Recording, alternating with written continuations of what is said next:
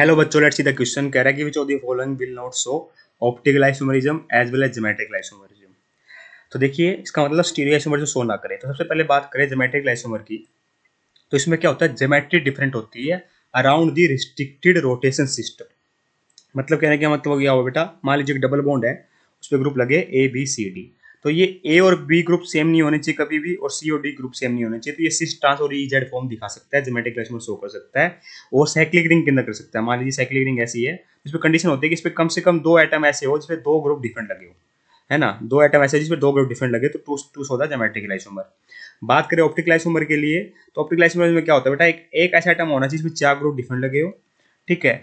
उसको बोलते हैं काइल सेंटर। उसके साथ साथ ना कोई प्लेनोसिमेट्री होनी चाहिए, ना कोई सेंट्रोसिमेट्री होनी चाहिए। प्लेनोसिमेट्री का मतलब हो गया बेटा, मान लीजिए मॉलिक्यूल है मेरा, इसके बीच में से मैं प्लेन डालूं तो लेफ्ट हैंड साइड और राइट हैंड साइड एक दूसरे की मिरर इमेज नहीं बननी चाहिए। अगर बनते हैं तो प्लेनोसिमेट्री प्रेजेंट है, तो कंपाउंड ऑप्टिकली इनएक्टिव है। और सेंट्रोसिमेट्री का मतलब हो गया बेटा, सेंटर से अगर मैं दो डायरेक्शन में जाता हूँ अपोजिट, अगर मेरे को सेम ग्रुप मिल जाता है तो इसका मतलब वहाँ पे सेंट्रोसिमेट्री प्रेजेंट है, कंपाउंड ऑप्टिकली इनएक्टिव हो जाएगा। तो ये चेक करते हैं। जैसे पहला है बेटा, तो यहाँ पर डबल बॉन्ड को चेक कर लेते हैं ना पहले। तो इसमें क्या कंडीशन थी कि ए और बी सेम नहीं होनी चाहिए, सी और डी सेम नहीं होनी चाहिए। यहाँ पे CH3 है, यहाँ पर हाइड्रोजन लगा हुआ है ना, तो इसका मतलब दोनों सेम नहीं है, ठीक है। इस साइड देखो बेटा, तो ऐसा आइटम है जिसपे CH लगा हुआ है, मतलब ये ज्योमेट्रिक आइसोमरिज्म तो शो करेगा। पर इसने कहा कि ऐसा होना चाहिए जो शो ना करे, दोनों ही शो ना करे। तो इसको तो हम आगे चेक ही नहीं करेंगे क्योंकि ज्योमेट्रिक आइसोमर शो कर देगा, ठीक है। पार्ट बी की बात करोगे, दोनों ग्रुप सेम हो गए यहाँ पर, तो ज्योमेट्रिक आइसोमर शो नहीं करेगा। और रिंग के अंदर भी ऐसे दो आइटम नहीं जिसमें दो ग्रुप डिफरेंट लगे हो, केवल एक आइटम ऐसा है। पर क्या ये ऑप्टिकल आइसोमर शो करेगा? देखिए यहाँ कोई प्लेनोसिमेट्री है, प्लेनोसिमेट्री तो नहीं है बेटा, ठीक है। और ये काइल सेंटर दिख गया, ना कोई सेंट्रोसिमेट्री है ना कोई प्लेनोसिमेट्री। अगर आप ऐसे प्लेन में डाल दो तो ये दोनों एक दूसरे रिफ्लेक्ट नहीं करेंगे ना, ये तो भले ही कर दे। तो इसका मतलब ये ऑप्टिकली एक्टिव है, भले ज्योमेट्रिक आइसोमर शो नहीं कर रहा, पर हमेशा ढूंढना है जो दोनों ही शो ना करे, तो इसको भी ठीक नहीं करेंगे।